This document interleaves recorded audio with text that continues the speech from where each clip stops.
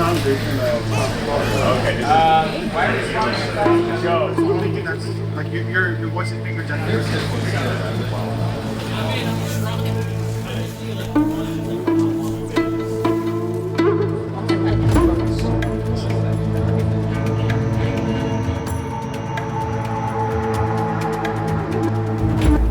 you want to start? Well, let me ask you. Yeah, ask me What about this game feels familiar versus what things feel different when it comes to like grunt perspective? I think what's crazy is this feels like making a World War II game sometimes. This is our opportunity for Big War, to bring it back and do it the modern warfare way. And to us, that means a large-scale battle, reclaiming a city. All of it's visceral, all of it's gritty, it's all grounded and ripped from the headlines, but we get to experience it in a variety of different ways.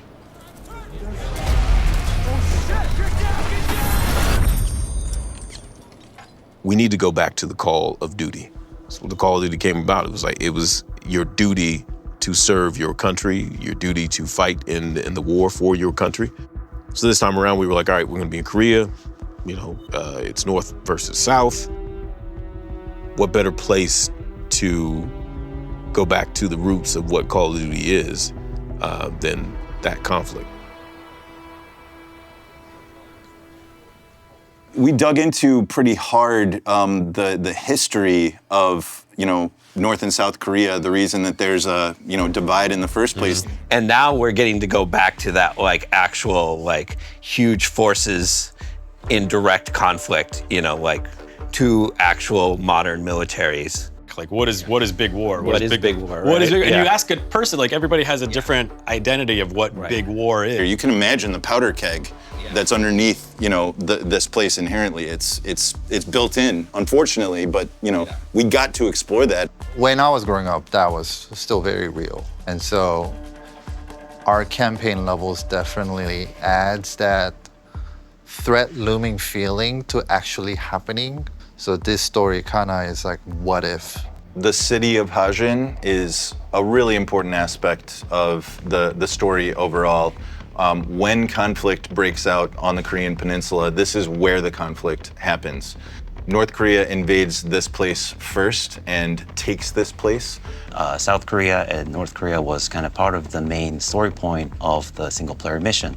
So our aim is to make sure that we relive the experience for the players and be able to portray that and then show the aftermath of the story that would happen in the single player. It's a place where our main characters, a lot of them live. It's what they call their home. And we were really inspired to make sure that this place was as accurate as possible, make sure the people that were inhabiting it were as grounded and realistic as possible. I was able to dug up some of the old photos and references that I've actually lived in. These are some of the areas where you would find in the entertainment districts or some of the apartment sprawl districts. We went from the initial concept stages and pre-productions and then looking at the global art direction for the goal of the game. 저 집들을 싹 비워라! 모두 밖으로 내보내. 알겠나? The narrative team and Grigsby, they have dialogue coaches and they have their lines, and we got to review every single line to feel like if this person is from the southern region of South Korea, then they need to have a specific dialect. We needed to make sure those elements are there. It makes us get immersed into it because their lines are so good and their emotions through the acting is so good that we were like, we bought it right away. 뭐야? 잠깐만. 아, 진짜? 야, 이거 누구야? 두파. 우탱. 형, 나도 들어보자. 야, 기회 들어가는 거다. 입 아니고. hey, fellas, I don't got my subtitles on. Speak my language, please. If we can look at this, I actually wanted to see how many people we have in here, in the blockout. 2, 3, 4, 8, 9. So 8 total? Yeah, I think we'll probably need to do more like 12 because this has to be a battle. This has to be my guys might go Flank over on the side. and then yeah, exactly. This is a little more complicated than some of the other ones, but we'll get there. Yeah. One of the things that makes Modern Warfare 4 unique is it has multiple story threads. We get to experience different threads of the story through different characters and how they resolve the conflict that they come across. In South Korea, conscription is mandatory, which means all young people have to go into military service. We wanted to use that as a starting point for our character Park. He starts as a grunt who would rather be doing something else, and when war breaks out, he's forced to make a decision about how he's going to respond to that. Just starting from that of like the value of choice or not having choice, and for Park, it's I think the line we used was like. Or they didn't give me the option to sign up. They just told me when to show up. Exactly. Right. Yeah. But he decides how he leaves. As the story starts to unfold, it goes from I'm just hazing a new guy and doing my daily stuff to, okay, now I have to figure out how I'm going to help keep myself and my guys alive.